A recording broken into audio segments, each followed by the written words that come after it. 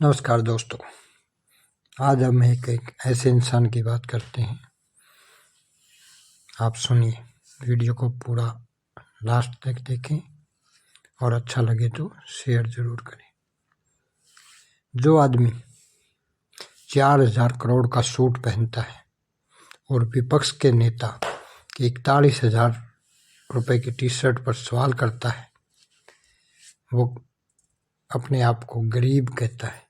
हम उसे मान लेते हैं। जो इंसान 8,000 करोड़ के जहाज में यात्रा करता है और एक केंद्र शासित राज्य के मुख्यमंत्री के 41 करोड़ के बंगले पर कहता है कि बहुत ज़्यादा है, वो कहता है हम गरीब हैं, हम मान लेते हैं। जिसके चश्मे की कीमत 3 लाख रुपए है, वो इंसान कहता है हम गरीब हैं, हम मान लेते हैं। जो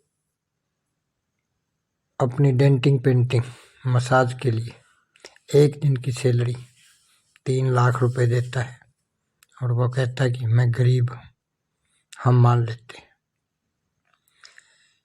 जो 1 लाख रुपए के पेन से कलम से लिखता है, वो कहता है कि हम गरीब हैं, हम मान लेते हैं। जो ईडी और सीबीआई को अपने हाथ में लेकर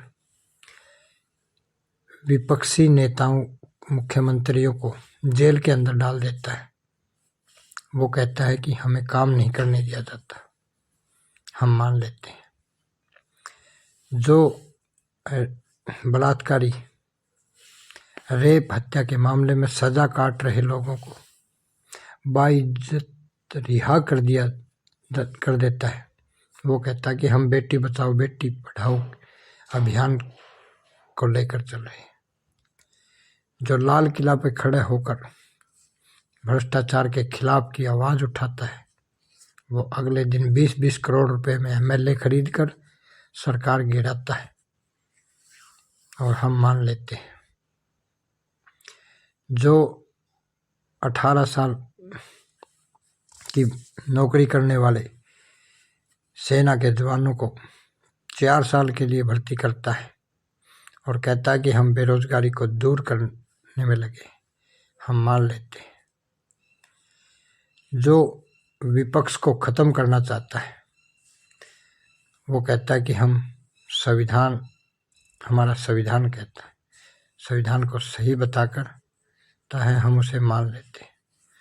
जो बगैर बहुमत के अपना मेयर घोषित कर देता है और वो कहता है कि संविधान खतरे में नहीं है, हम मान लेते हैं। जो गुफा में जाकर 50-50 लोगों को साथ लेकर, मीडिया, कैमरा और साथियों को साथ लेकर जाता है, वो कहता है कि मैं एकांत में बैठने के लिए जा रहा हूँ, और हम मान लेते हैं। जो विदेशों में जाकर विदेशियों का आयात करवाता है और हमारा निर्यात को रोक रहा है, और वो कहता है कि हम देश की ग्रोथ को बढ़ा रहे हैं। जो एमएसपी पे गारंटी लिख कर देने से कहता है कि देश पर बोझ पड़ता है। जो बड़े व्यापारियों का 19,000 करोड़ रुपया माफ कर देता है, हम मान लेते हैं।